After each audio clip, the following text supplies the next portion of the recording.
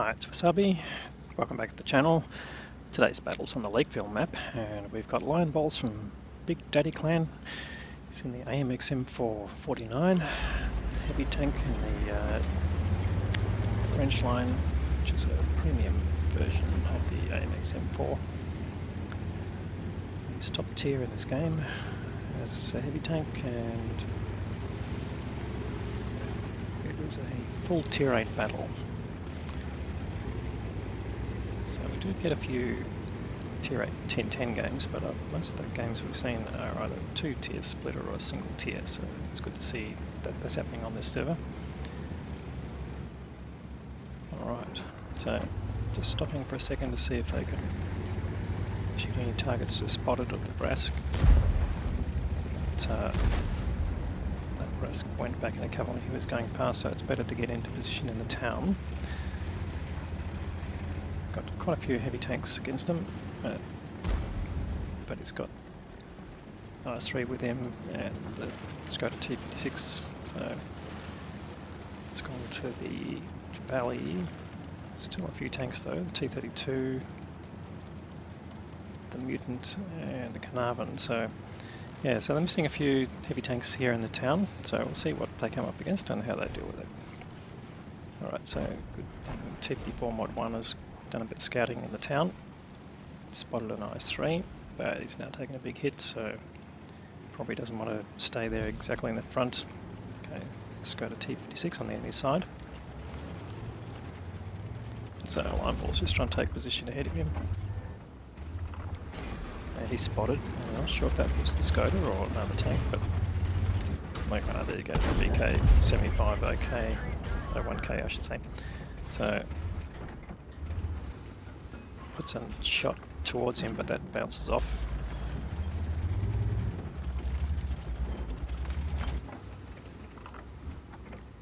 And it's interesting, his team has got a bit of a hit point advantage, so they did put some hits into that Brask, so that's part of it.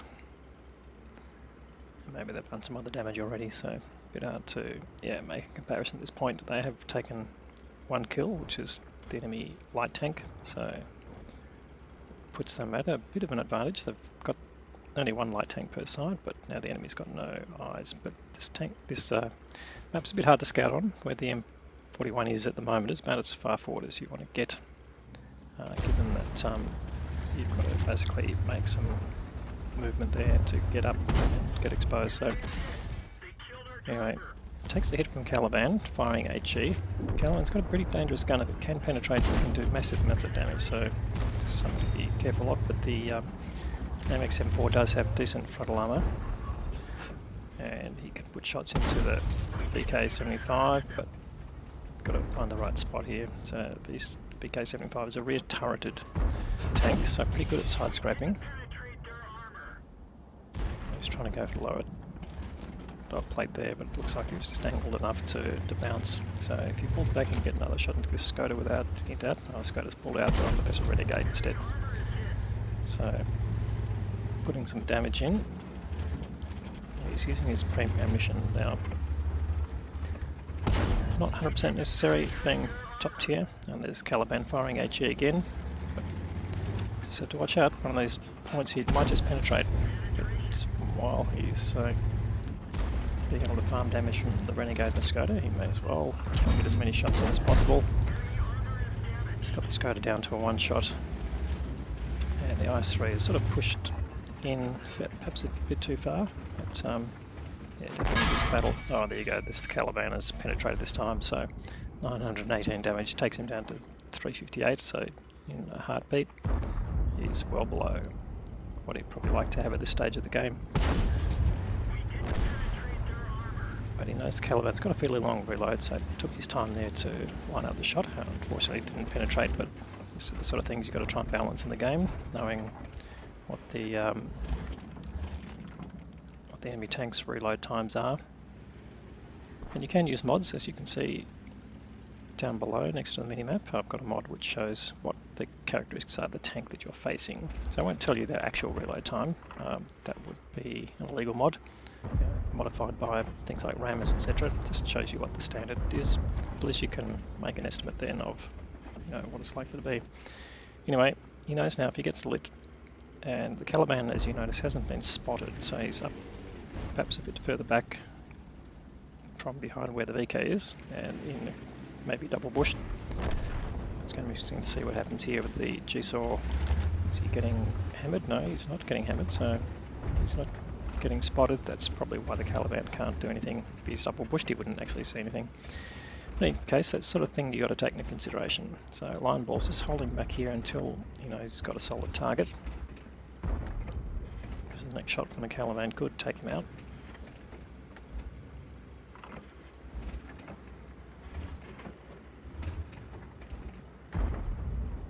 So one of the things you've got to do here is, of course, show a reasonable amount of patience. So don't over push, and if you haven't got a good position by the time the enemy gets there, there's no point trying to get up to the next position.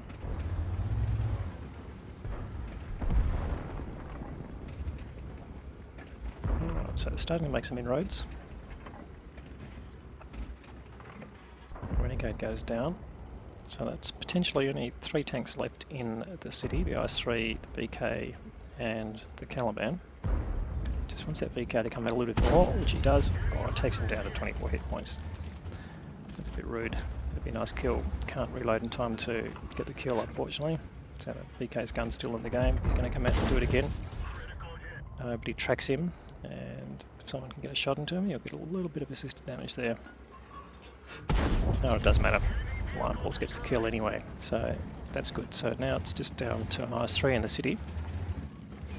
The valley, as it normally is, a bit of a stalemate around the EF line, so that at least isn't overrun, unless the Caliban has moved up just on the edge of the building, so not quite getting the outline, just the edge of it. And maybe you can get a shot in. There must just be a gap there that he's shooting through. But deciding not to take the blind shot, so, oh no, here he comes. Yeah, puts a shot in there. In fact, the Caliban's taken 3 shots in a row and taken down and dies. So that's a sign now they can push in on the IS-3.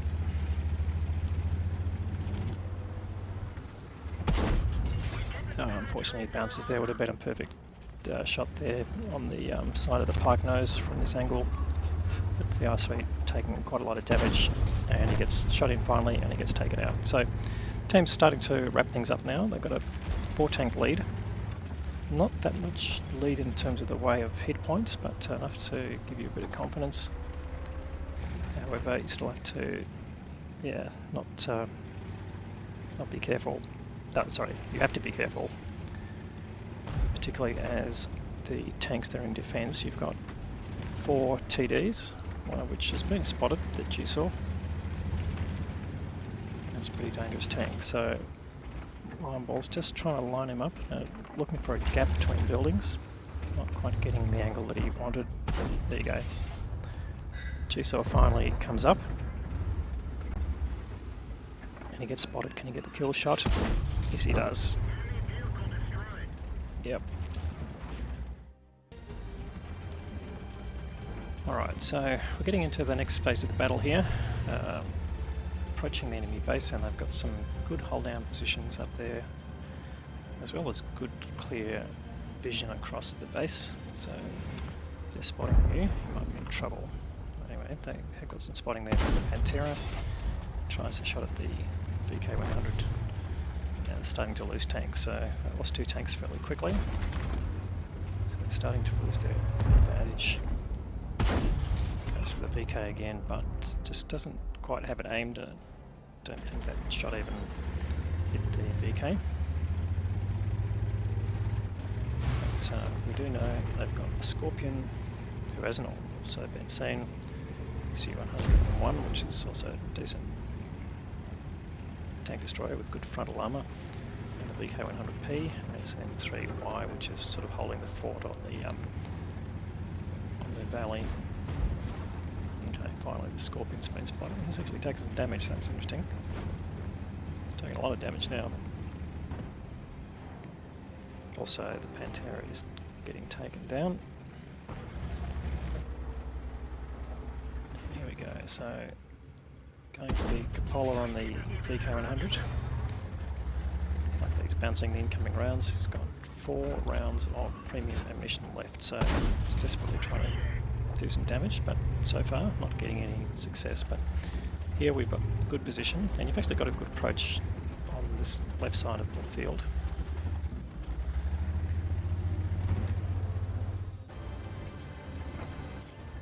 Alright, pick up some assisted damage there, so that's handy.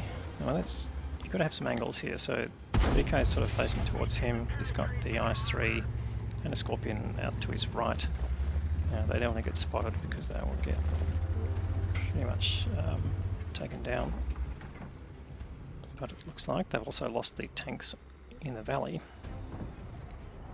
And then M3Y, well, he's still in one spot, well, he's last seen position. He could be advancing down to the valley. So the Pantera and the G-Saw are heading back. The Scorpion G flies past.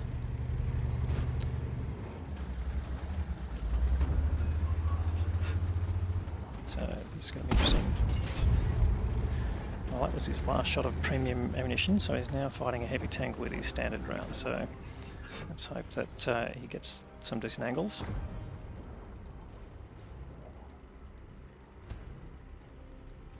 And again, this is a position you probably don't want to push up straight away, at least until you know that you can get into a decent position without getting taken down.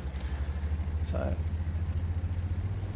looks like Pantera and the G-Saw got back in time. They put a big hit in on the Scorpion, which is good. But things are pretty level here. Definitely the hit points are about the same.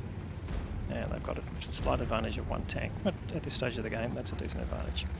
Alright, so Lionballs is approaching here. Now he can get on cap and start to put on some cap pressure, or he can try and get some damage. So the first thing he tries to do is get some damage. So he's going for that commander's hatch and just not connecting, but luckily the BK is taking damage. Now he's got the M3Y, now that he will have more satisfaction, more ability to go through the M3Y, partly because he's coming out sort of sideways, but also he's a less armoured tank. Although going for the turret there, that bounced off the curved surface. So it's just a matter of making sure you don't trade badly here. So luckily the SU-101's been taken out, and he puts a shot into the M3Y, and he's now bouncing shots as well. So he's bounced as many shots as he's taken damage, or done damage. And the BK-101 disappears in a cloud of smoke. But now here we've got this good M3Y, and puts a shot into it and bounces the incoming round. And he's the last remaining tank, so just needs to be careful. He can get another shot into him, which he does. One more round and that M3Y is dead. And he gets taken out by the Scorpion. So that is the end of the game. 2 minutes left, and they've got the result they wanted. Alright, no major medals, but he did get the Ace Tanker Mastery Badge. 3.5k damage and 2 kills, and just under 1000k of assisted damage there, so that's 4.5k roughly of combined damage. So team performance, well, actually finished in 2nd place. So the Scorpion that was giving him a bit of help ended up doing just under 5k, so a great result there. And that's Newcastle Tanker, so shout out to that player who got 1363 base, and Lionballs got 1321. That's enough to get an Ace Tanker. And the G-Saw doing 2.6, particularly going back in defense. That was a good move there. So Lord of Noob Tank and the Pantera as well. So call those out. The M3Y ended up being top experience, but mainly from defeating the Valley push. And the Charioteer we didn't see much of, came in top damage on the enemy team. No, actually there you go. There's the Scorpion way down there on top damage there, but not enough to stem the tide really. Alright, so how did he go? 31 shots fired, 25 hits and 13 penetrations. That's a pretty low pen rate, but yeah, maybe this is the gun. It's not a tank I've had a lot of experience with. Hopefully you can hear me over the hoons in the background. He did have some battle payments coming in, so he made a bit of coin there, but he fired pretty much premium ammunition the whole way and some premium consumables, so he made a profit of 20k. But if you're trying to mark your tanks, that's sort of the price you pay. So great game there from Lionballs again. Thank you for the content. If you like the video, please give it a thumbs up. If you haven't subscribed to the channel already, write it down and make sure you do it before the end of the new year. And we'll have more great content to follow. So thanks very much for watching.